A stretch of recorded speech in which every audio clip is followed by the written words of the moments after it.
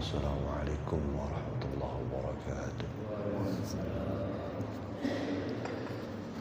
يا ربي بالمصطفى بلغ مقاصدنا واغفر لنا ما مضى يا واسع الكرم.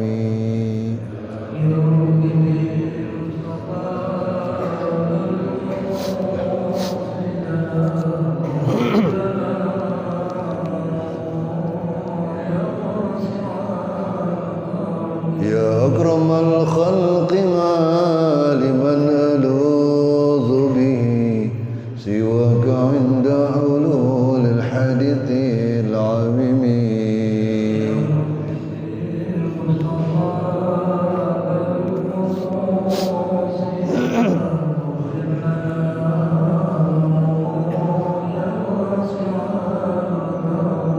ولن يضيق رسول الله جاءك بي إذا الكريم تجلى باسم منتقم.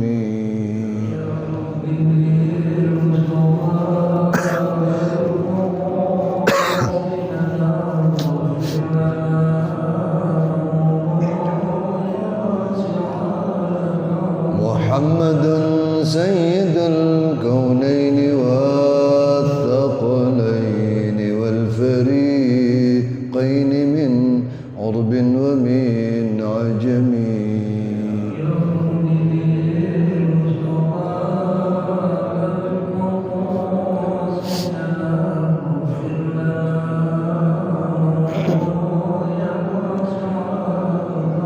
هو الحبيب الذي ترجى شفاعته لكل هول من الأهوال مقتحم.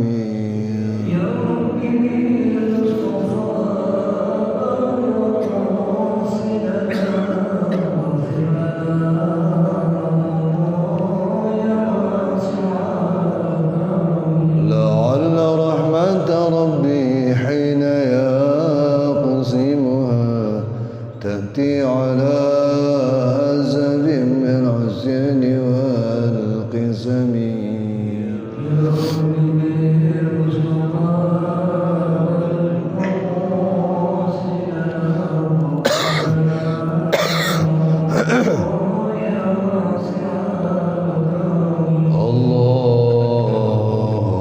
اللهم صل وسلم وبارك عليه وعلى آله إلى حضرة النبي المصطفى رسول الله محمد بن عبد الله وعلى آله وصحبه وأزواجه وذرياته وأهل بيته الكرام، ثم إلى مؤلف هذا الكتاب وإلى أرواح مشايخنا وإلى أرواح من أحسن إلينا ومن أوصانا بالدعاء من ليس له زائر لنا ولأحبابنا شيء لله لهم الفاتحة.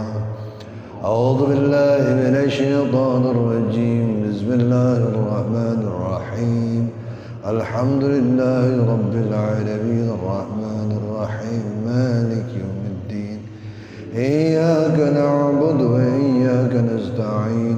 اهدنا الصراط المستقيم صراط الذين أنعمت عليهم غير المغضوب عليهم ولا الضالين. رب اغفر لنا ولوالدينا آمين. بسم الله الرحمن الرحيم. الحمد لله رب العالمين والصلاة والسلام على أشرف الأنبياء والمرسلين وعلى آله وأصحابه أجمعين. وبسندنا المتصل للمؤلف رحمه الله ودائما نفع به وببركات علومه وبنا وبكم في الدارين آمين رضي الله عني وعنكم. قال تعالى في محكم تنزيله وهو أصدق القائلين. أعوذ بالله من الشيطان الرجيم. بسم الله الرحمن الرحيم. ادعوا ربكم تضرعا وخفيا إنه لا يحب المعتدين. صدق الله wa sadaqa Rasulullah sallallahu alaihi wa alihi wasallam. Hadirat al-asatizah wal ustazat al-ahibbah wal hadirin wal hadirat rahimakumullah. Mari sama-sama kita panjatkan puji dan syukur kehadirat Allah Subhanahu wa taala, Zat yang telah menganugerahkan dan melimpahkan begitu banyak karunia dan nikmat-Nya kepada kita semua, terutama karunia dan nikmat-Nya berupa iman dan Islam serta sehat dan afiat. Dan tentu saja berkat terpadunya beberapa nikmat tadi, maka dengan mudah, dengan ringan kita dapat melangkahkan kaki, mengayunkan tangan menuju tempat penuh mubarakah ini dalam rangka menunaikan salah satu tugas kita, yaitu talabul ilm. Salawat dan salam tak lupa kita aturkan kehariban junjungan kita Nabi besar Muhammad sallallahu alaihi wasallam, sesosok profil pemimpin yang telah berhasil mengevakuasi umat manusia dari alam yang penuh dengan kebodohan, syarat dengan kejahilan, menuju alam yang penuh ma'rifah dan irfan di sekarang ini. Hadirin, kajian kita pagi ini masih dalam subjudul etika berdoa kepada Allah Subhanahu wa taala. Ada beberapa poin yang mendasari subjudul ini. Kita sudah sampai pada poin kelima, yaitu alla yatakallafu saj'a fi du'a fa inna halad da'i yanbaghi an yakuna halal mutadarri wa takalluf la yunasibuhu.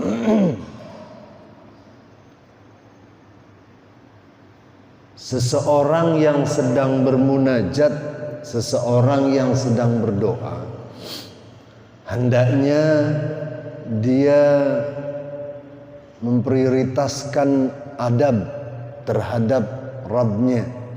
Sebab kalau kita lagi doa, lagi minta sesuatu, mintanya sama siapa? Pada Allah. Allah adalah zat yang maha tinggi, yang maha agung, yang memberikan hidup dan kehidupan. Maka tentu menjadi tidak layak ketika kita bermunajat dengan cara-cara yang tidak sopan. Di antara yang diajarkan, kalau lagi meminta, sebaiknya kita bersikap seperti apa? Misalnya, kita mau minta pada seseorang, tapi sama orang itu kita jeragat-jeragat, bahasa orang Betawinya, tahu gak? Tang-tang beteng-teng. Sedangkan kita mau minta, kira-kira dikasih gak? Rasanya gak akan dikasih. Kenapa? Yang tadinya orang niat mau nolong, begitu ngelihat sikap kita gak sopan, akhirnya gak jadi. Nah, kalau kepada manusia saja begini tidak dibenarkan, apalagi kepada Allah Subhanahu wa taala. Makanya selayaknya orang yang bermunajat kepada Allah Subhanahu wa taala dalam keadaan tadarru', dalam keadaan tunduk, merunduk pada Allah Subhanahu wa taala.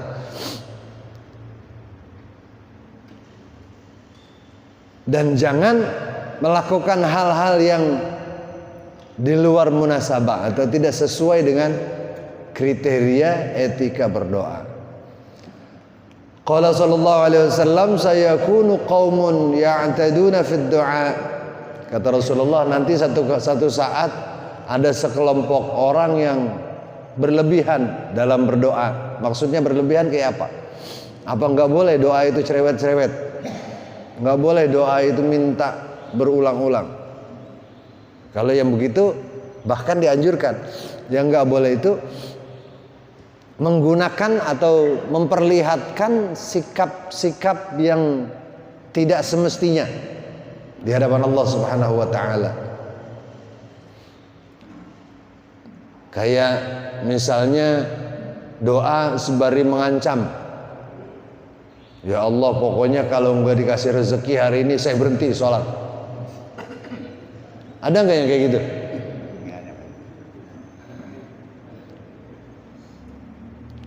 Rasanya ini kurang beretika ya. Sebaiknya hal-hal semacam ini dihindari, karena takutnya nanti masuk dalam kelompok orang-orang yang ya'taduna fid du'a, berlebihan dalam berdoa. Wa qad qala azza wa jalla ud'u rabbakum tadarruan wa khufyah innahu la yuhibbul mu'tadin. Allah Subhanahu wa taala berfirman, berdoalah kepada Tuhan kalian dalam keadaan tadarru' dan dalam keadaan takut. Apa itu bahasa kitanya? Harap-harap cemas gitu ya. Jadi berharap tapi juga ada kecemasan. Yang dimaksud harapan kita diterima, harapan kita doa diijabah oleh Allah. Tetapi di samping harapan itu ada juga kecemasan, jangan-jangan nggak diterima. Ini menjadi sikap yang baik untuk diimplementasikan saat kita berdoa. Jangan kepedean. Ada orang yang pede banget, mentang-mentang udah doa dia merasa pasti diijabah oleh Allah. Padahal pasti apa belum? Belum tentu. Ijabah kan mutlak wewenang Allah. Kalau Allah mau ijabah boleh, Allah mau tolak juga boleh. Oleh karenanya jangan terlalu kepedean. Misalnya tetangga mau hajatan, ada tetangganya bilang, "Bang, tolong doain ya supaya nggak hujan." Oh, kalau gue yang doa pasti kagak hujan. Belagu banget. Giliran waktunya aja hujan pisan. Ini namanya kepedean. Jadi kalau berdoa itu yakin doa kita akan diterima, tetapi yakinnya itu dengan penuh ketundukan pada Allah Subhanahu wa taala sambil berharap cemas. Kita dijanjiin mau dikasih uang, cuman orangnya belum nyampe-nyampe. Tenang aja, ntar gue bawain uangnya. Kita tungguin berjam-jam belum nyampe-nyampe. Cemas gak kira-kira itu? Ini orang jadi apa kagak? Bagusnya kayak gitu kalau lagi doa. Jangan terlalu pede, jangan juga tidak yakin akan diterima. Jangan juga, jangan-jangan doa nggak diterima nih. Ujung-ujungnya jadi nggak doa. Daripada nggak diterima jangan doa dah. Tuhan juga tahu. Emang juga Tuhan tahu.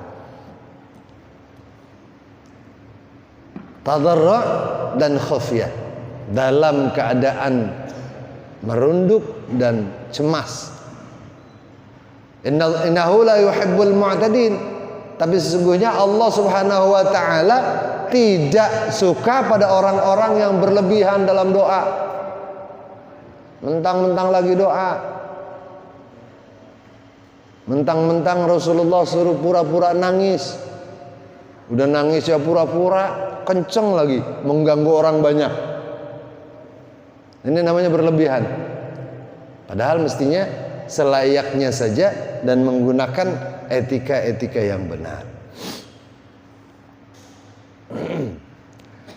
Dan jangan mencampur doa yang ma'thur dengan redaksi kita sendiri.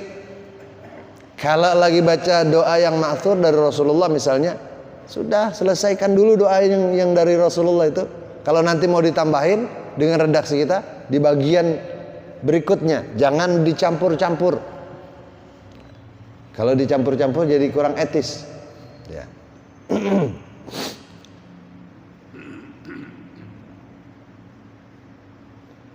Dan karena ketidaketisan, kadang-kadang orang meminta sesuatu yang sebetulnya tidak memberikan efek maslahat buat dia. Oleh karenanya berlebihan seperti ini tidak dianjurkan.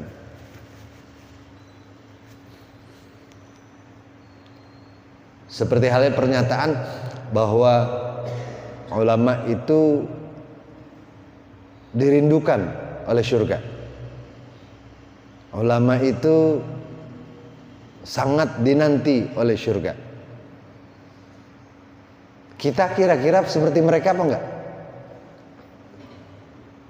Kalaupun kita kepengen seperti mereka, paling kita bisa berangan-angan, paling kita bisa berkhayal. Nah, supaya bukan cuman sekedar angan-angan, bukan sekedar khayalan, maka hendaknya kita belajar pada para ulama bagaimana caranya kok mereka bisa dirindukan oleh surga. Rasulullah sallallahu alaihi wasallam dalam sebuah sabdanya, "Iyyakum was-sajda fid du'a. Hasbu ahadikum ay yaqul Allahumma inni as'alukal jannah wa ma qarraba ilaiha min qaulin wa amal. Wa a'udzu bika minan nar wa ma qarraba ilaiha min qaulin wa amal." Hati-hati, jangan sampai tercampur redaksi yang ma'thur dari Rasulullah dengan redaksi kita sendiri. Kalau ada orang ingin masuk surga, takut kepada neraka, gunakan redaksi yang diajarkan Rasulullah dengan singkat dan padat. Apa kata beliau? Cukup seseorang untuk mengucapkan Allahumma inni as'alukal jannah, ya Allah, ya Tuhanku, aku menginginkan surga. Bagaimana caranya? Wa ma qarraba ilaiha min qaulin wa amal. Dan menginginkan sesuatu yang bisa menghantarkanku ke surga, baik dari ucapan dan perbuatan. Ucapan dan perbuatan ahli surga kayak apa kira-kira? Dikit-dikit ngatain orang, dikit-dikit mengumpat, dikit-dikit nyumpah. Ini ucapan ahli surga apa bukan? Sering gak kita bilang kayak begitu? Kalau orang Betawi biasanya kalau lagi kesel itu yang refleks keluar dari mulutnya sumpah. Yang paling sering biasanya sambar geledeg. Tahu sambar geledeg? Lagi kesel nih, sambar geledeg tuh orang.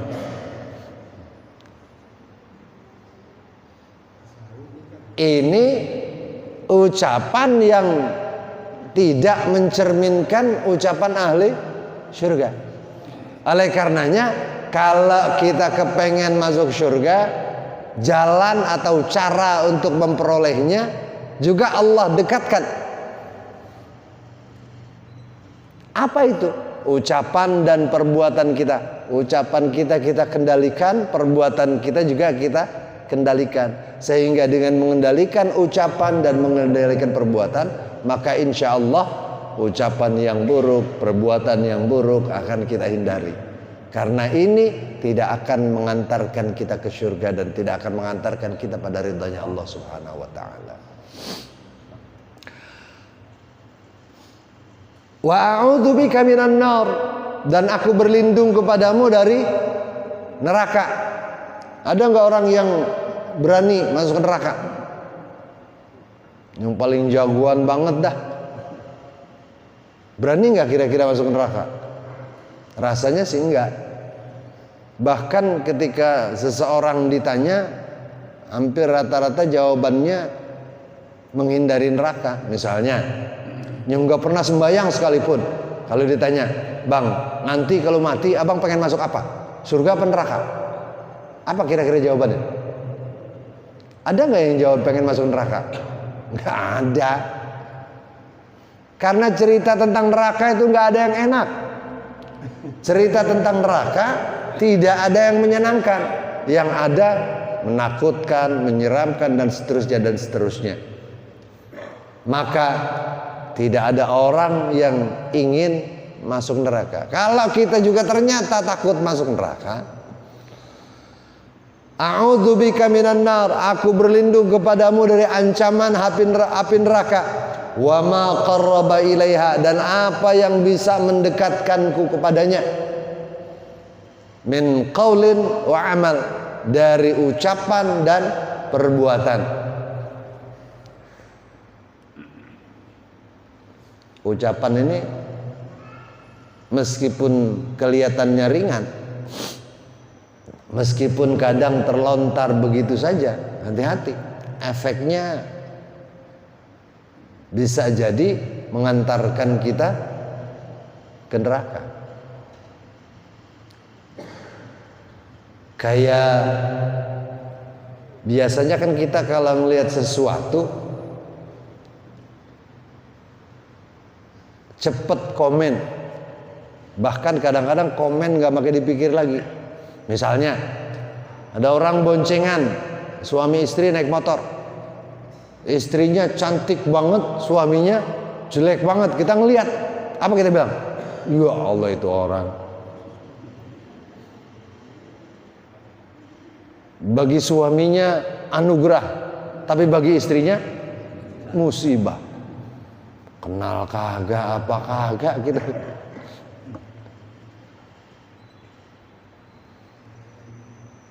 Dosa nggak ini? Mendatangkan dosa nggak? Untuk bisa menghilangkan dosa kepada manusia, itu kan nggak bisa langsung istighfar kepada Allah. Allah ampuni. Kalau kita istighfar, Allah ampuni, tapi dengan syarat. Kalau kita mengambil hak adami, minta maaf dulu sama orang yang kita katain. Sementara yang kita katain nggak kenal, nggak tahu orang mana, bisa nggak kira-kira minta maaf? Nah, ini gara-gara apa? Gara-gara mulut, gara-gara ucapan. Lagi duduk di depan rumah, kebetulan depan rumahnya gang, ada orang lewat. Orang cakep lewat, dia komen. Orang jelek lewat, dia komen. Cakep lewat di jalan kaki, ya Allah cakep-cakep jalan kaki. Emang kenapa kalau jalan kaki? Berikutnya yang kurang cakep lewat.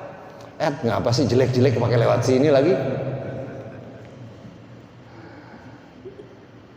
Nah, ini biasanya terlontar dengan sangat mudah, tanpa melalui proses pemikiran dulu, tanpa kita pikirin ini bisa dosa apa enggak. Nah, kalau kita memang takut terhadap ancaman neraka, kalau bisa yang seperti ini dihindari. Kita minta kepada Allah, ya Allah, hindari saya dari ancaman api neraka, dan apa yang bisa mendekatkan saya kepadanya dari ucapan dan perbuatan. Belum lagi perbuatan, banyak banget udah perbuatan kita yang rasanya lebih gampang mengantarkan kita ke neraka ketimbang dari mengantarkan kita ke surga. Tapi apa dengan begitu kita nggak usah doa, nggak usah minta perlindungan, karena kita udah yakin, udah banyak dosa, udah kita pasti masuk neraka? Nggak juga. Kan katanya, kata para ulama, yang mengantarkan kita masuk surga atau neraka bukan ibadah kita. Yang bisa memasukkan kita ke surga atau neraka bukan karena maksiat kita, tapi semata-mata ridho Allah Subhanahu wa taala. Tapi ingat nih, jangan disalah fahami. Mentang-mentang ada kiai bilang masuk surga mah karena ridhonya Allah, bukan karena sembahyang. Udah gua nggak perlu sembahyang, ntar juga kalau Allah ridho masuk surga. Ridho dari mana? Sembahyang aja kagak kan gitu. Gitu. Jadi jangan sampai dalam berdoa itu kita merusak redaksi yang sudah sangat baik yang diajarkan oleh Rasulullah dengan redaksi kita sendiri. Jangan dicampur-campur.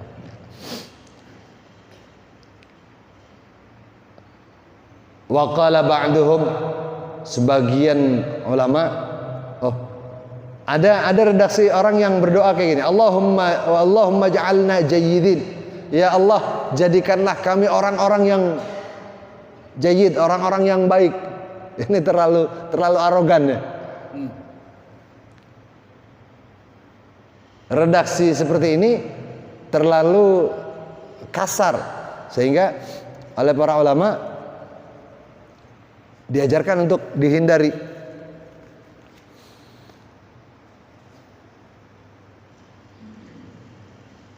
La tafdahna yaumal qiyamah. Ya Allah, jangan permalukan kami di hari kiamat. Kenapa sih kayak redaksi yang kayak gini dianjurkan untuk dihindari? Karena ini terkesan mengatur Allah. Doa yang kayak begini terkesan mengatur Allah. Pantas nggak kita ngatur Allah? Kayak kan sering kita kalau doa, misalnya doa yang paling sering kita munajatkan pada Allah tentang apa? Tentang rezeki misalnya. Kadang di luar kesadaran kita, doa kita ini mengatur Allah. Ya Allah, tolong turunkan rezeki hari ini sebanyak-banyaknya ya Allah. Rubah saya yang tadinya miskin jadi kaya, tetangga-tetangga berubah jadi miskin semua. Misalnya, redaksi kayak begini bagus apa enggak kira-kira? Pertama, terlalu arogan. Yang kedua, kesannya mengatur Allah. Jadi jauh dari apa yang Allah perintahkan, tadarruan wa khufiyah tadi.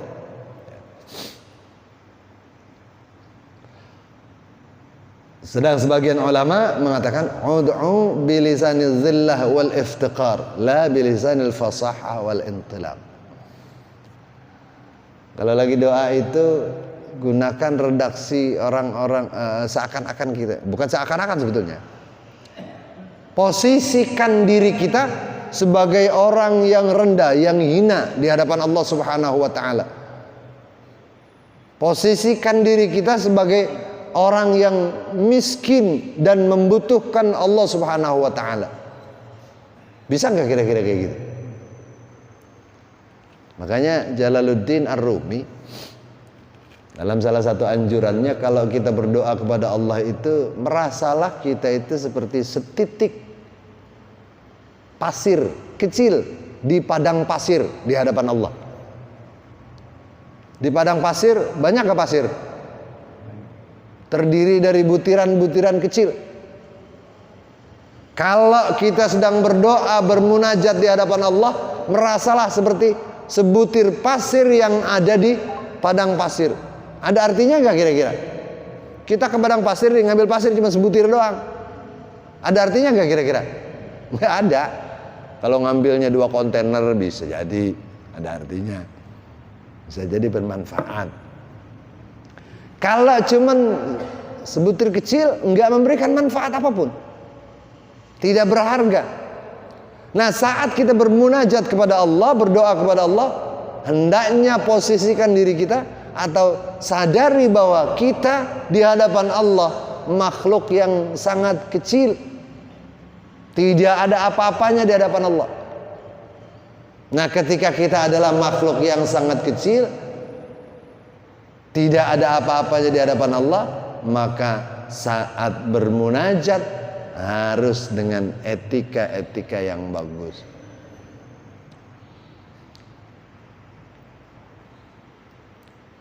Wa'lam anna al-murad bis-saj'a al-mutakallif min al-kalam, fa inna dhalika la yula'imu ad-dara'ah wad-dhillah, wa illa fa fil ad'iyah al-ma'thura an Rasulillah kalimat mutawazina lakinnaha ghaira mutakallifah, ka qawlihi as'aluka al-amna yawmal wa'id wal jannah wal jannata yawmal khulud ma'al muqarrabina ash-shuhud wal ruk'a as-sujud wal mufina bil 'uhud innaka rahimun wadud innaka taf'alu ma turid. Jangan sampai kita menggunakan redaksi-redaksi yang tidak cocok dengan permohonan, tidak cocok dengan tadarru dan zillah.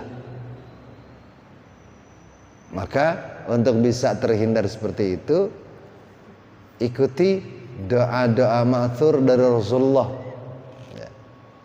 yang memang relatif aman, baik dari segi redaksi maupun dari segi kesopanan kepada Allah Subhanahu wa taala. Seperti halnya ketika Rasulullah bermunajat tentang bagaimana beliau menginginkan rasa aman pada hari kiamat nanti. Dan di hari kiamat itu semua orang resah, semua orang gundah, semua orang ketakutan karena belum tahu akan ditakdirkan atau ditempatkan di mana. Dia akan mempertanggungjawabkan amal perbuatannya di dunia, sementara keputusannya belum ada. Maka saat itu yang dibutuhkan adalah garansi keamanan. Dan garansi keamanan yang paling memungkinkan, yang paling bisa memberikan rasa aman buat kita adalah dari Allah Subhanahu wa taala. Makanya beliau berdoa, Allahumma as'alukal amna yaumal wa'id. Ya Allah, aku mohon kepadamu rasa aman pada hari kiamat. Wal jannah yaumal khulud, dan kau berikan aku surga pada hari kekekalan. Ma'al muqarrabin syuhud, bersama orang-orang yang dekat kepadamu, yang senantiasa bersaksi akan kebesaranmu. Waruka'is sujud, dan bersama orang-orang yang ruku' dan sujud. Wal mufina bil ahud, bersama orang-orang yang bisa menepati janji-janjinya. Innaka rahimun wadud, sesungguhnya engkau adalah zat yang maha pengasih dan maha kaya, memberikan kekayaan. Innaka taf'alu ma turid, dan sesungguhnya engkau adalah zat yang mampu melaksanakan apa yang kau kehendaki. Ini tidak mengatur Allah, tidak terkesan arogan di hadapan Allah. Bahkan dengan redaksi yang sangat diplomatis ketika meminta sesuatu kepada Allah Subhanahu wa taala.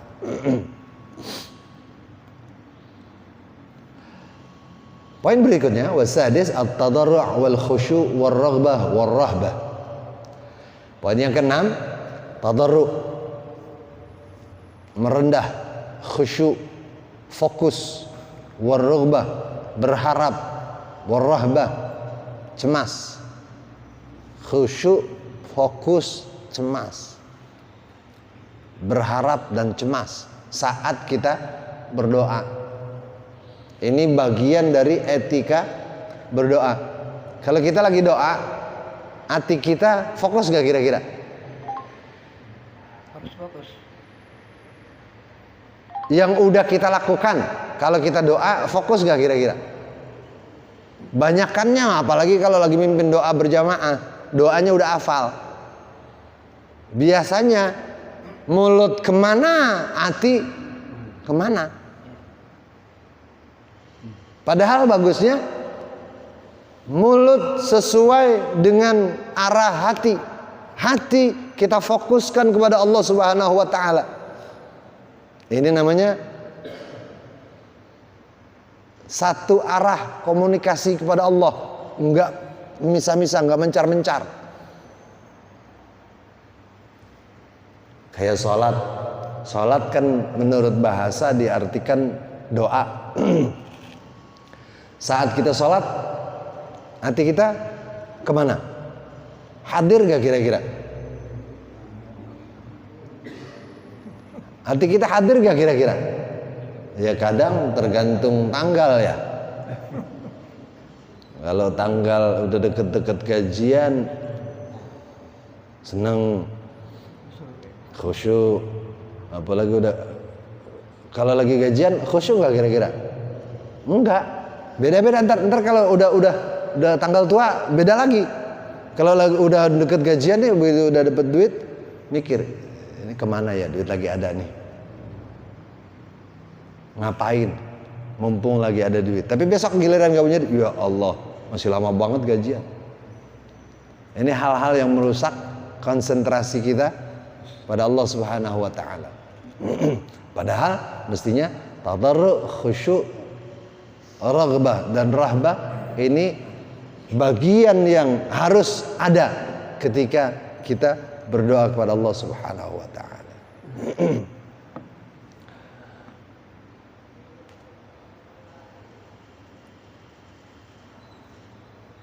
Sesuai dengan apa yang diperintahkan oleh Allah Subhanahu wa taala, innahum kanu yusari'una fil khairat wa yad'unana raghaban wa rahaba. Sesungguhnya mereka yusari'un, berlomba-lomba dalam kebajikan, dan mereka memohon kepada kami, mereka berdoa kepada kami dalam keadaan berharap dan cemas. Wa qala azza wa jalla ud'u rabbakum tadarruan wa khufyah. Begitu juga firman Allah yang menyatakan berdoalah kepada Tuhan kalian dalam keadaan tadarru dan cemas. Wa qala sallallahu alaihi wasallam idza ahabballahu 'abdan ibtalahu hatta yasma'a tadarru'ah. Kata Rasulullah sallallahu alaihi wasallam, apabila Allah mencintai seorang hambanya, maka hamba itu pasti dicoba, pasti diuji. Kalau lagi dapat cobaan, kalau lagi dapat ujian, kalau lagi, ya katakan kita anggap musibah lah ya, dapat musibah, harusnya mengucap apa kita? Istighfar apa hamdalah? Misalnya motor hilang, dibawa ke masjid, tiba-tiba diambil orang. Cobaan apa bukan ini? Cobaan apa bukan? Begitu hilang mestinya bilang apa? Agar yang jawab. Padahal udah jelas redaksinya. Kalau Allah mencintai hambanya, Allah akan uji hamba itu dengan musibah, dengan sesuatu yang tidak menyenangkan buat dia. Kalau lagi dapat musibah berarti Allah sedang memantau kita. Berarti kita akan naik level kalau kita mampu melewati ujian ini. Tapi biasanya yang terjadi kalau musibah datang, kita bersyukur apa meratap? Ya Allah, tega banget, Allah bukan main. Lagi susah kayak begini, motor pakai hilang.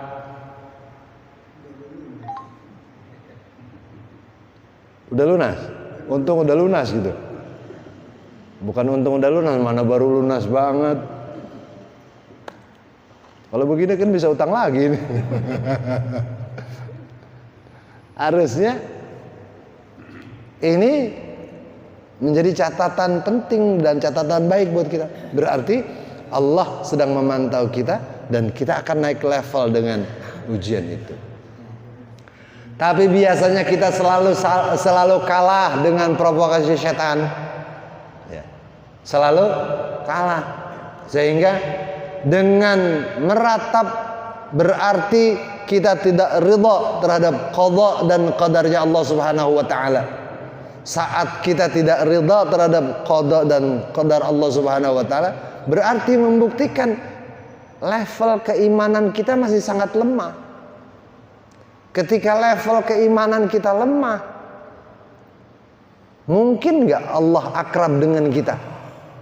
Rasanya agak sulit. Oleh karenanya saat kita mencoba untuk mendekat pada Allah Subhanahu wa taala, saat kita mencoba untuk berkomunikasi kepada Allah, lakukan apa yang diajarkan para ulama dengan mengimplementasikan apa yang disebut dengan etika berdoa. Tinggal sedikit lagi waktunya. Sebelum saya tutup, kalau ada pertanyaan disilahkan. Tapi seperti himbauan saya, kalau ngaji sebaiknya jangan nanya. Sebab kalau nanya jadi lama. Tapi kalau ada yang mau nanya ya silakan, ayo silakan. Ada yang mau nanya? Boleh nanya nih? Boleh, bukan berarti nggak boleh, boleh aja. Ya silakan. Ustaz, kalau kita berdoa kan diwajibkan menghadap. Sedangkan sering kita lihat waktu sholat jenazah, orang berdoa bukan menghadap kiblat, malah menghadap jenazah. Dan kedua sering juga dilihat waktu orang berziarah ke makam. Waktu doa membelakangi kiblat, malah menghadap jenazah. Itu gimana, Ustaz? Sunnahnya ketika berdoa memang tawajjuh ilal qiblah, menghadap ke kiblat. Tetapi menghadap ke kiblat ini tidak diwajibkan. Artinya jika memungkinkan untuk menghadap kiblat, maka lebih afdal menghadap kiblat. Salah satu contohnya ketika kita berziarah ke makam aulia misalnya, sementara di makam itu tidak memungkinkan kita untuk menghadap kiblat, masa kita harus membelakangi makam aulia yang jelas-jelas di depan kita? Jadi etikanya bukan berarti membelakangi Allah, bukan berarti tidak sopan kepada Allah, tetapi memang kondisinya memaksa kita untuk melakukan sesuatu yang tidak bisa mencapai kriteria yang paling afdol. Gitu. Jadi ini boleh-boleh saja. Dan ketika kita sholat jenazah misalnya, kita kan bukan menghadap kiblat, tapi menghadap jenazah. Emang benar ini pernyataan? Benar gak pernyataannya? Kalau kita sholat jenazah, kita bukan menghadap kiblat, tapi menghadap jenazah. Sholat jenazah menghadap kemana? Tetap menghadap ke kiblat. Tetapi ketika kita sholat jenazah, maka jenazahnya ada di depan. Sebab kalau di belakang, ntar ketinggalan dia. Soalnya dia udah nggak bisa bergerak. Kan bisa berputar. Diambil arahnya. Waktu doanya maksudnya. Waktu doanya, oh bukan waktu sholat. Waktu doanya. Waktu doanya memang bagusnya berputar mengarah ke kiblat. Misalnya yang ada sebelah sini nih, sebelah sini jenazah, sementara kiblat di sana. Kalau di sana ada kiai-kiai, ada guru-guru, masa kita doa menghadap kiblat, kita belakangi guru-guru kita? Kan kurang etis, kurang etika, kurang sopan. Maka yang paling memungkinkan adalah kita mengedepan, bukan berarti membelakangi Allah ya, bukan ya. Kita lebih mengedepankan yang zahir, yang lebih dekat pada kita, ketimbang kepada Allah yang Allah pasti tahu apa yang kita maksud. Kita bukan merendahkan Allah dengan lebih meninggikan makhluknya, bukan. Tapi kita lebih mengedepankan etika yang diajarkan oleh para ulama, sementara para ulama belajar etika dari Rasulullah SAW. Ini bukan berarti kurang ajar, bukan berarti tidak sopan, tapi memang kondisinya harus seperti itu. Nah, kalau memang memungkinkan dia bergabung dengan para kiai, para ulama, para orang-orang yang dihormati untuk bisa kemudian menghadap kiblat, lebih baik. Tapi kan biasanya kabel mic-nya nggak nyampe. Masalahnya kalau kabel mic-nya nggak nyampe, nggak kedengeran. Kalau nggak kedengeran, nggak ada yang amin. Kalau nggak ada yang amin, dikhawatirkan doanya kurang makbul, gitu. Jadi ini mah masalah etika saja, masalah etika dan kesopanan. Jangan terlalu kaku dalam bagian ini. Sebab kalau terlalu kaku juga akan menimbulkan permasalahan, gitu. Ya. Ada lagi, Ustaz? Masih ada waktu. Ayo. Ya, tadi guru membahas masalah beretika atau berakhlak dalam berdoa ya. Pertanyaan saya saja, kalau kita berdoa panjang banget gitu ya, karena kita hafal tuh doa-doa kita panjang ya. Seolah-olah kita mengacak-ngacak gitu ya. Mengacak-ngacak itu kan berarti nggak bertika. Itu apakah masih bertika itu? Apa berakhlak masih, guru? Doa panjang banget. Kalau sendirian bagus. Tapi kalau berjamaah jadi kurang bagus. Kenapa? Karena tidak semua kondisi jamaah itu kayak kondisi kita.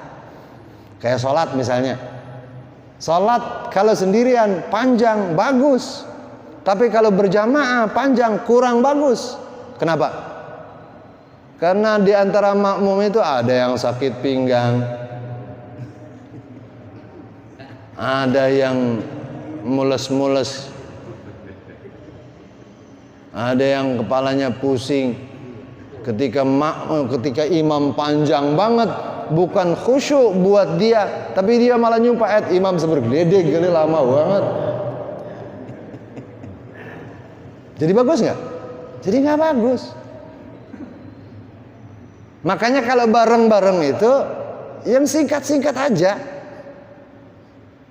yang bisa memungkinkan segala kondisi. Yang pinggangnya sakit jadi nggak terganggu, yang kepalanya pusing nggak terganggu. Soal nanti mau doa panjang di rumah, silakan. Mau dari zuhur sampai maghrib nggak apa-apa.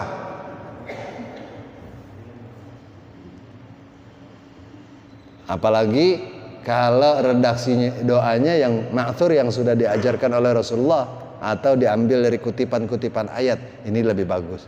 Tapi yang dimaksud kalau doa panjang itu bukan berarti mengacak-ngacak redaksi. Yang saya maksud dengan mengacak redaksi adalah mencampur-campur. Ada ucapan Rasulullah, ada kalimat Allah, ada ucapan kita juga di situ. Nah, ini yang kurang bagus. Itu mengacak-ngacakan berarti. Kalau begitu gitu, bukan ngacak-ngacak sebetulnya. Kalau kayak begitu kurang etis, karena mencampur redaksi kita, redaksi Allah dengan redaksi doa kita. Harusnya dipisahin. Yang ayat-ayat, yang hadis-hadis, yang kita. Ini supaya nggak tercampur. Ya.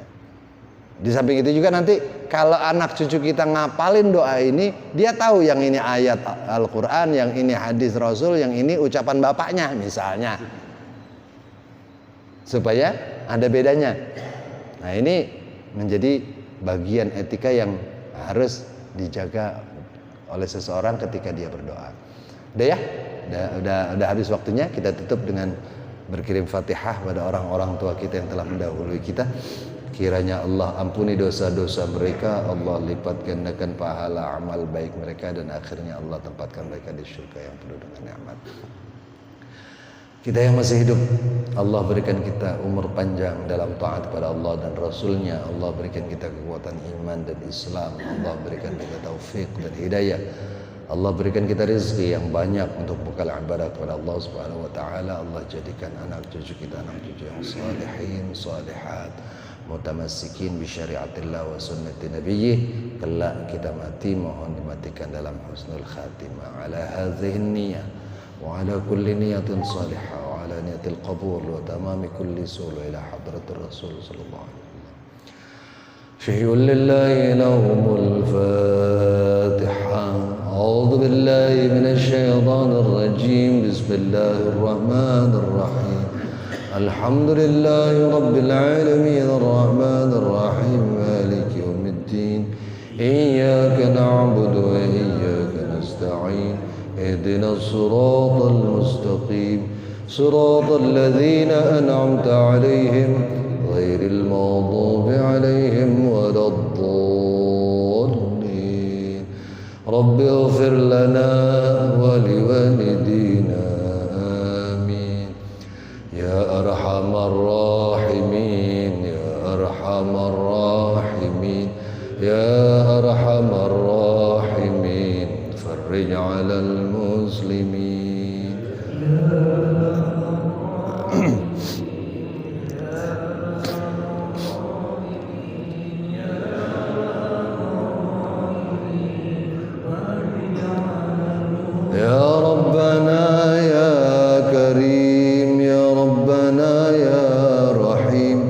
أنت الجواد الحليم وأنت نعم المعين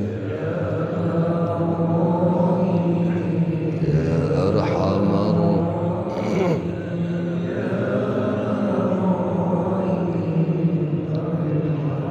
رب أدخلنا جنان أزلفت للمتقين إذ ينادون ادخلوها بسلام آمنين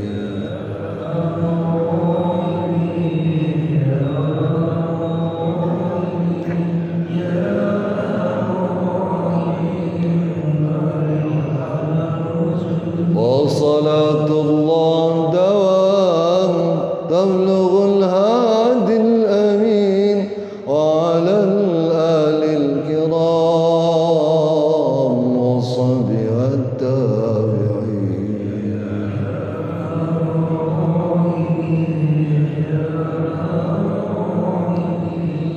يا أرحم الراحمين فرج ربنا آتنا في الدنيا حسنة وفي الآخرة حسنة وقنا عذاب النار ربنا وآتنا ما وعدتنا على رسلك ولا تخزنا يوم القيامة إنك لا تخلف الميعاد ربنا اغفر لنا ولإخواننا الذين سبقونا بالإيمان ولا تجعل في قلوبنا غلا للذين آمنوا ربنا إنك رؤوف رحيم وصلى الله على سيدنا محمد وعلى آله وصحبه وسلم دعواهم فيها سبحانك اللهم وتحياتهم فيها سلام وآخر دعوانا أن الحمد لله رب العالمين هدانا الله إياكم.